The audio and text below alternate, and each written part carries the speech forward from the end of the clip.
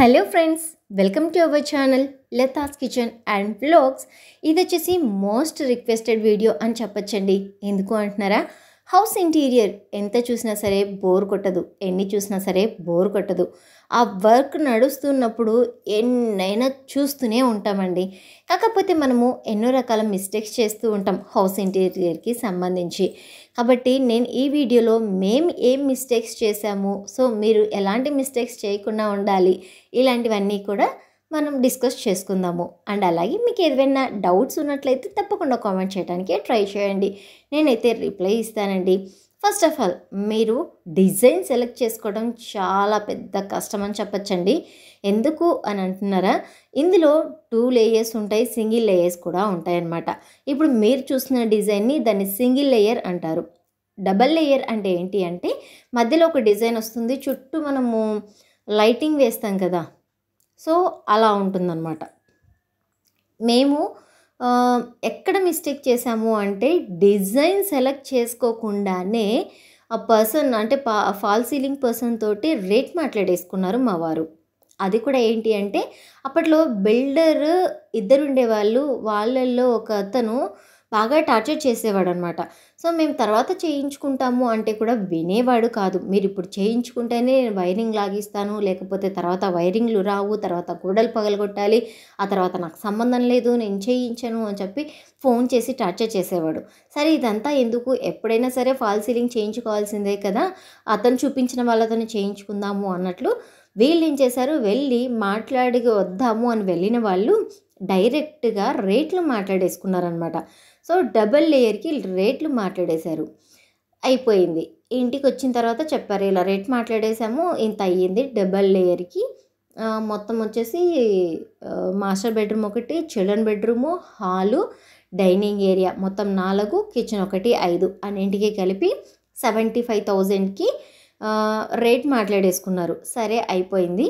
Rate మాట్లాడుకునేటప్పుడు కూడా మీరు ఒక విషయం గుర్తుపెట్టుకోండి, అదేంటి అంటే జిప్సమ్ బోర్డ్స్ అండ్ ఛానల్స్ వేస్తారనమాట. సో ఛానల్స్ వచ్చేసి కొంచెం బాగా స్ట్రాంగ్గా ఉండాలి, అలాంటి ఛానల్స్ వేయాలి అని చెప్పి మాట్లాడుకోవాలి. జిప్సమ్ బోర్డ్స్ కూడా కంపెనీస్ ఉంటాయండి. సో కంపెనీ జిప్సమ్ బోర్డ్సే వేయించుకోవాలి. అది కూడా ఉంటుంది, తక్కువ ఉంటుంది, ఎక్కువ ఉంటుంది. కాబట్టి మీరు ఎక్కువ ఉన్నది మాత్రమే తీసుకోవాల్సి ఉంటుంది. ఈ జిప్సమ్ బోర్డు పేరు కూడా ఏదో చెప్పాడు, కంపెనీ పేరు చెప్పాడు మా వారు, నేను మర్చిపోయాను. సో కావాలి అంటే ఎవరైనా అడగండి, నేను తనని కనుక్కొని కామెంట్లో మెన్షన్ చేస్తాను. అలా మనము రేట్స్ మాట్లాడుకోవాలన్నమాట. సో ఛానల్స్ లోపల గట్టిగా ఉండాలి, ఎందుకంటే అలా అంటేనే వంగిపోయేలాంటి ఛానల్స్ వేస్తారు వాళ్ళకు, అంటే మనీ ఎక్కువ మిగులుతుంది అలాంటప్పుడు.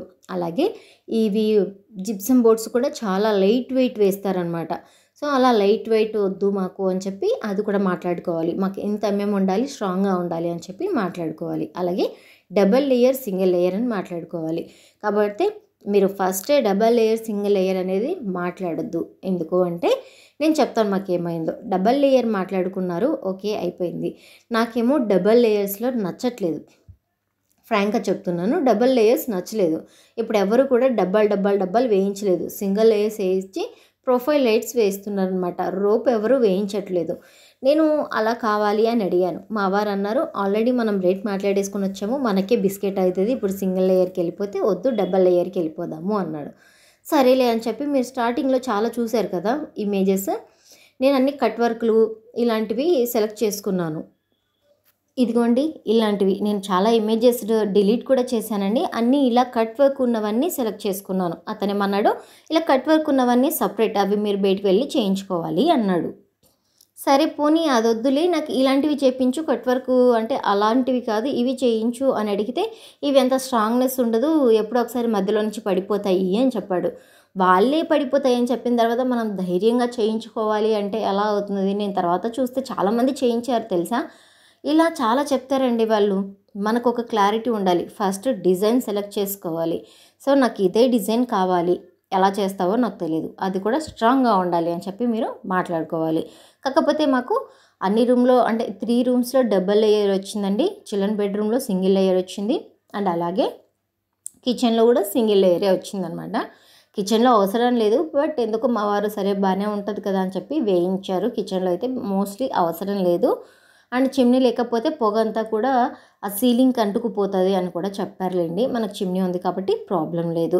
సో నేను ఇలాగా డైలీ అంటే మ్యాక్సిమం ఇంటీరియర్కి సంబంధించిన వీడియోస్ అప్లోడ్ చేస్తూ ఉంటానండి.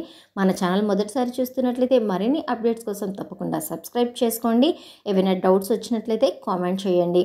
వీళ్ళైతే ఇలా సింగిల్ లేయర్ అంటే ఇది చిల్డ్రన్ బెడ్రూమ్లో, అంతకుముందువి అన్నీ కూడా అంటే వీళ్ళు ఏమంటారు మేకింగ్ వీడియోస్ అయితే నేను తీయలేదండి.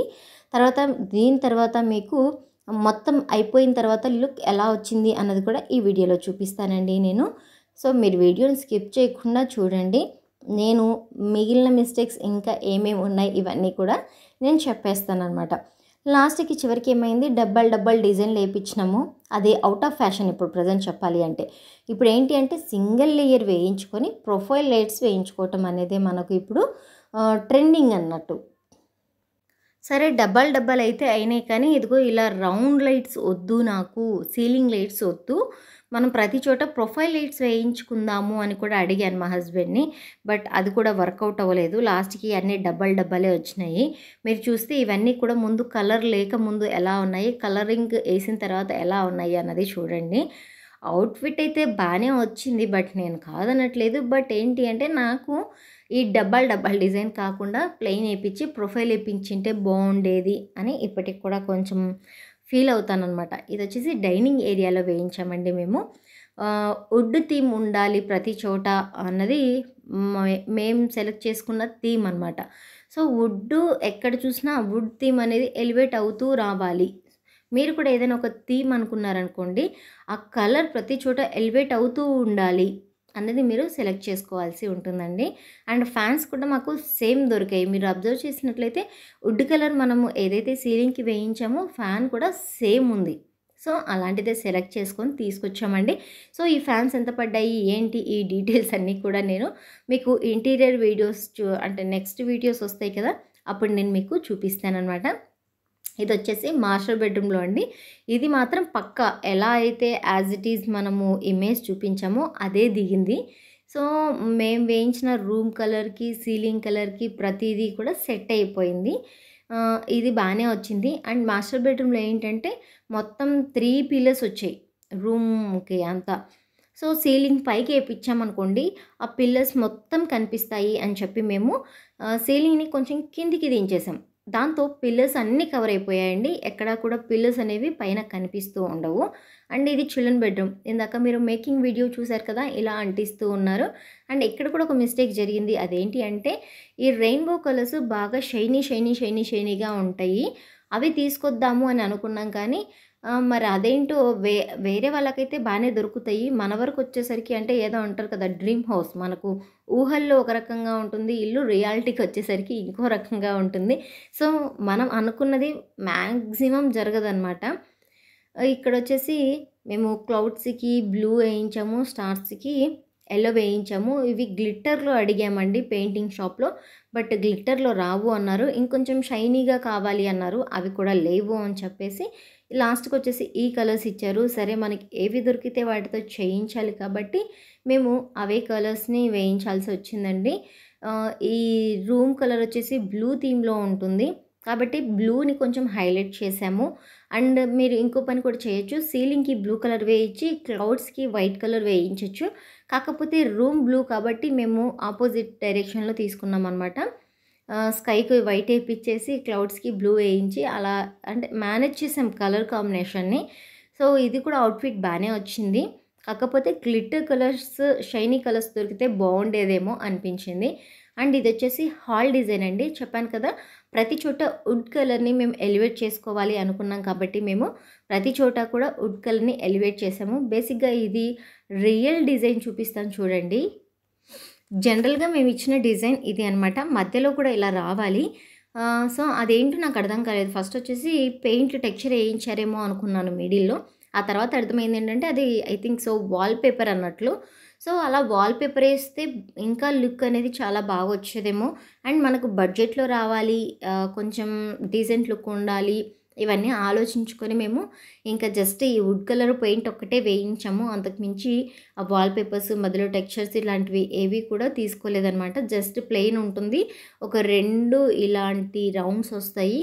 అండ్ ఇదే డిజైన్ పైన ఇంకొకరు వేయించారు. సో వాళ్ళు ఏంటంటే క్వాలిటీ అనేది మాట్లాడుకోలేదు సేమ్ పర్సన్ తోటి. అది ఆల్రెడీ క్రాక్స్ వచ్చేసిందండి. అలా గ్యాప్లు వచ్చేసినాయి అనమాట. సీలింగ్లో ఈ రౌండ్స్ అతికించారు కదా, అక్కడ చక్కగా గ్యాప్స్ కనిపిస్తున్నాయి. కాబట్టి మీరు ఫస్ట్ రేట్ మాట్లాడుకునేటప్పుడే క్వాలిటీ కూడా మాట్లాడుకోవాలి కంపల్సరీ. వాడు చెప్పిన దానికంటే కూడా డబుల్ ఎంఎమ్స్ ఉంటాయి. సో అలా ఎంఎమ్స్, అలాగే జిప్సమ్ బోర్డ్స్ క్వాలిటీ చెక్ చేసుకోవాలి. ఛానల్స్ వాడు ఇలా అంటే వంగిపోయే ఛానల్స్ ఉంటాయి కాదు, దాంట్లో చాలా స్ట్రాంగ్గా ఉంటాయి అనమాట.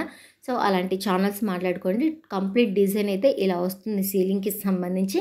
మనకేంటంటే మన కెమెరాలో మ్యాక్సిమం ట్రై చేశాను మొత్తం చూపించడానికి. లాస్ట్కి వచ్చేసి అక్కడ దాకే వచ్చిందండి. సో నెక్స్ట్ ఇంటీరియర్ వీడియో ఏంటి, ఏం టిప్స్ చెప్పబోతున్నాను అనేది వెయిట్ అండ్ సీ. ఈ వీడియో మీ అందరికీ నచ్చింది అని అనుకుంటున్నాను. ఏవైనా డౌట్స్ ఉన్నట్లయితే కామెంట్ చేయండి. నెక్స్ట్ వీడియోలో ఇంకొంచెం క్లియర్గా ఎక్స్ప్లెయిన్ చేయడానికి ట్రై చేస్తాను. Until take care. నేను మీ స్వర్ణలత.